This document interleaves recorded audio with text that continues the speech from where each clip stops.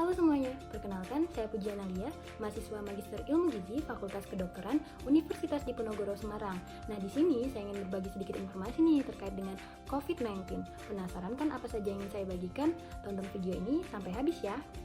Ucapan terima kasih yang sebesar-besarnya kepada Profesor Dr. Denny Nugroho Subianto, STMSI, dan juga Ibu Dr. Diana Nur Afifah, STPMSI, atas semua ilmu yang telah diberikan pada perkuliahan gizi bencana ini, sehingga saat ini saya dapat memberikan sedikit informasi yang saya punya kepada masyarakat luas. Langsung saja masuk ke pembahasan terkait dengan COVID-19.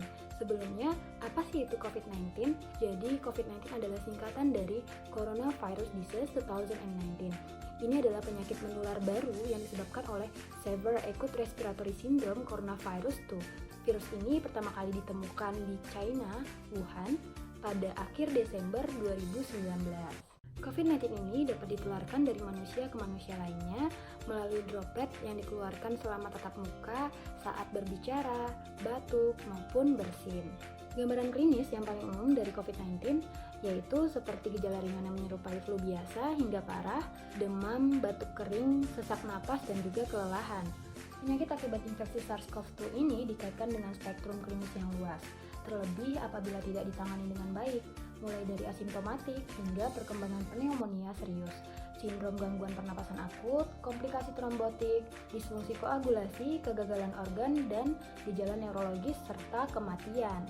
Menurut laporan dari WHO, sampai dengan tanggal 2 Mei 2021, jumlah kasus dan juga kematian terkonfirmasi akibat SARS-CoV-2 di seluruh dunia berturut-turut sebanyak 151.803.822 jiwa dan 3.186.538 jiwa.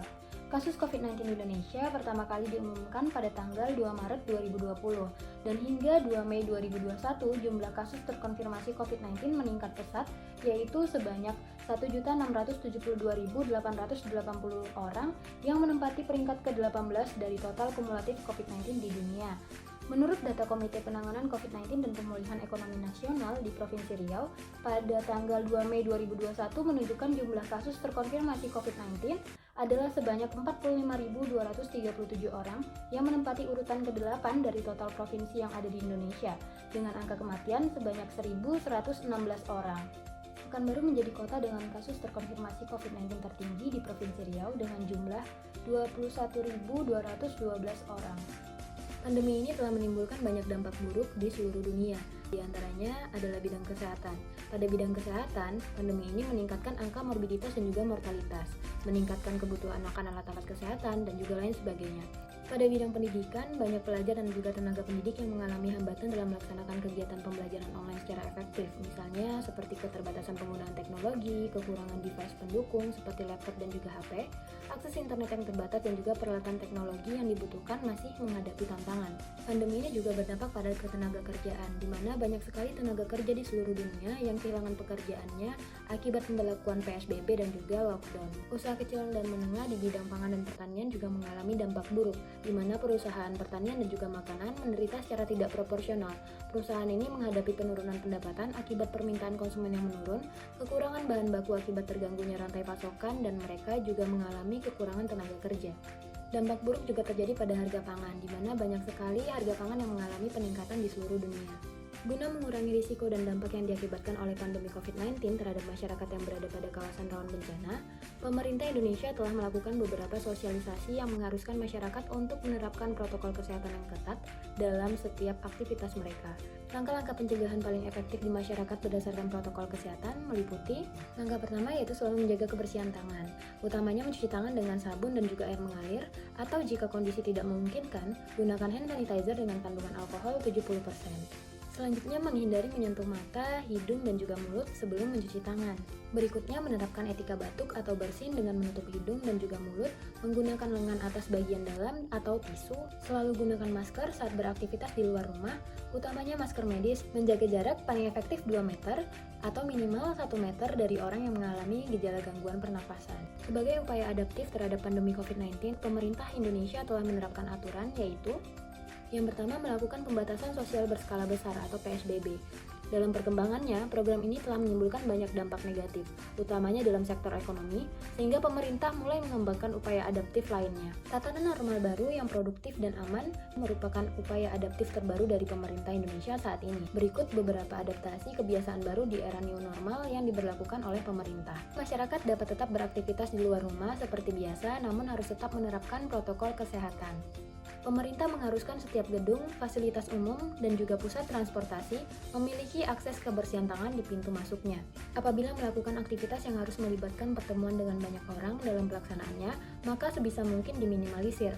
Alternatifnya yaitu dapat melaksanakan kegiatan tersebut secara online. Pemerintah meningkatkan manajemen di setiap fasilitas pelayanan kesehatan untuk memaksimalkan pelayanan. Kelurahan Lembah Damai adalah salah satu kelurahan yang terdapat di Kecamatan Rumbai, Kota Pekanbaru, Provinsi Riau.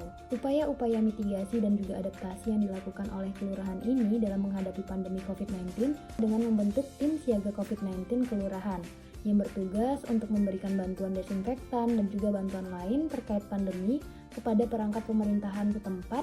Selanjutnya juga sering melakukan sosialisasi kepada masyarakat untuk tetap menerapkan protokol kesehatan, mendistribusikan bantuan masker gratis kepada masyarakat, dan menerima laporan dari puskesmas setempat terkait penderita COVID-19 baru di wilayah tersebut.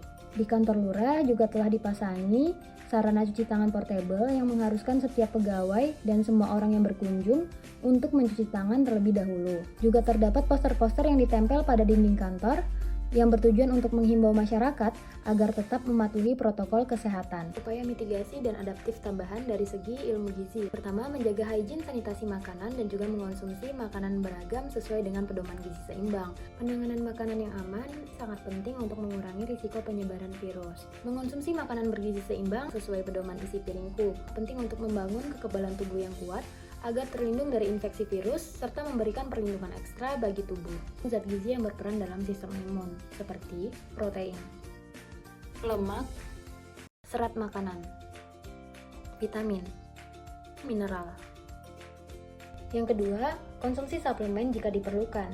Hindari rokok dan juga minuman beralkohol, serta cukup tidur atau istirahat. Ketiga, melakukan aktivitas fisik dan terpapar cukup sinar matahari. Keempat, selalu memantau dan menjaga berat badan yang optimal atau status gizi yang normal. Kelima, dengan memanfaatkan lahan pekarangan rumah untuk ditanami tanaman sayuran dan atau budidaya ikan. Sekian informasi yang dapat saya bagikan, semoga dapat bermanfaat untuk teman-teman semuanya, dan jangan lupa diterapkan dalam kehidupan sehari-hari. Tetap semangat, stay safe everyone.